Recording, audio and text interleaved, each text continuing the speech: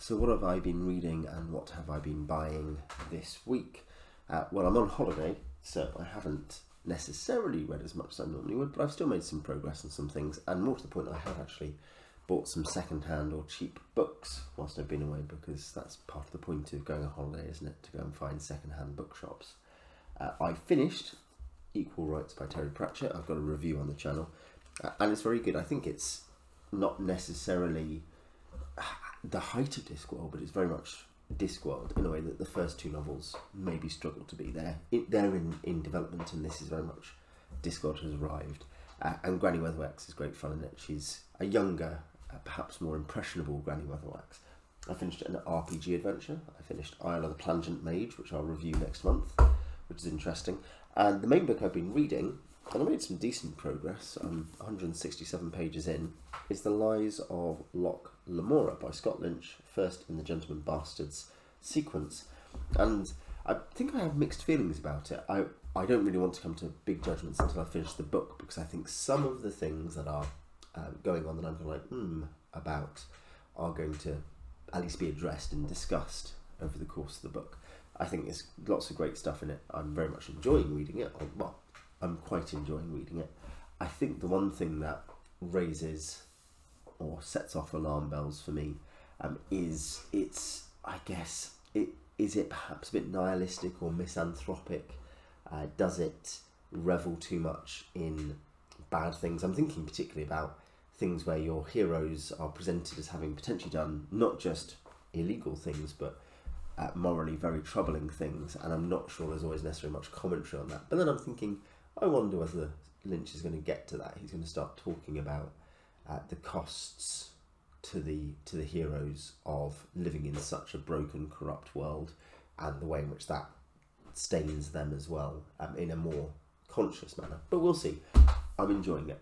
I imagine I wouldn't be surprised if I finished it next week, which is I'm also on holiday next week, so I wouldn't be surprised if I finished it in the coming week. We'll see. In terms of books, I have been to 2 used bookshops and 1 new shop.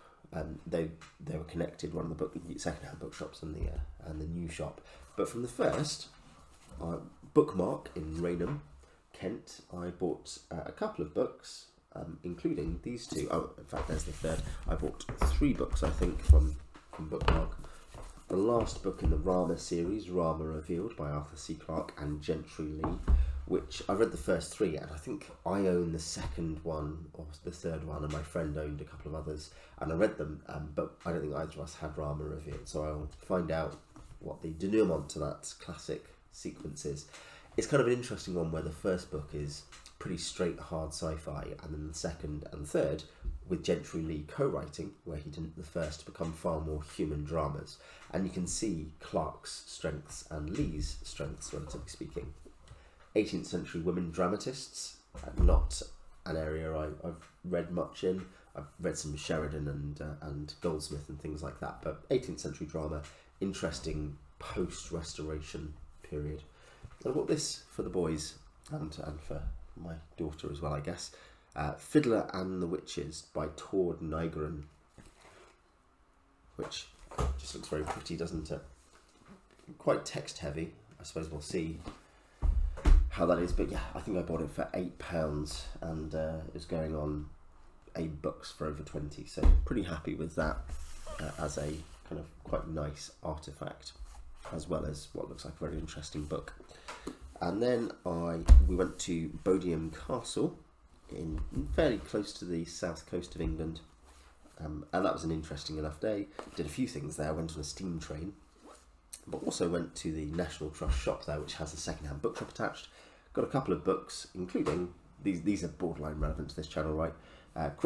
Criticism and Chaucer on Troilus and Crusade and the Minor Poems, and the Themes and Conventions of Elizabethan Tragedy by M.C. Bradford, which was sold originally for 12 shillings and £6 net, which is pretty pricey. Depends when it's sold, but maybe the 60s, yeah. By the 60s, that's less so, but that's still before devaluation. That's a full £1. And this one, I don't know what price it was originally. Apparently, $1.95. It was American, University of Notre Dame Press, 1961. What's $2 in 1961 worth now?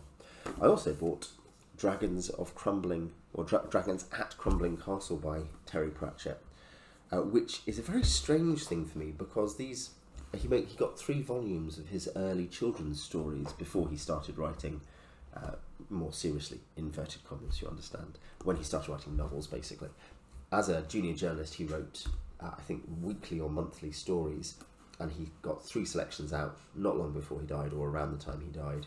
And this one, I've read one story of. The first story is from 1966, the last is from 1973. And yeah, I quite enjoyed the first story. There's a picture of Terry with his trademark black hat. But I read Dragons at Crumbling Castle, and it is hard not to see the author who is going to become for a long time, the top-selling British fantasy author, right? In history up to a point, because I think he'd sold more units than Lord of the Rings, possibly. I'm not sure about that. But then J.K. Rowling took over from him, which led to the gentle barb from him when she denied being a fantasy author. He said, from the second best-selling fantasy author to the first. That was the head of his letter. So what am I reading in the coming week? Well, hopefully get a long way through this, maybe even finish it. We will see. Family holiday stuff is busy, isn't it?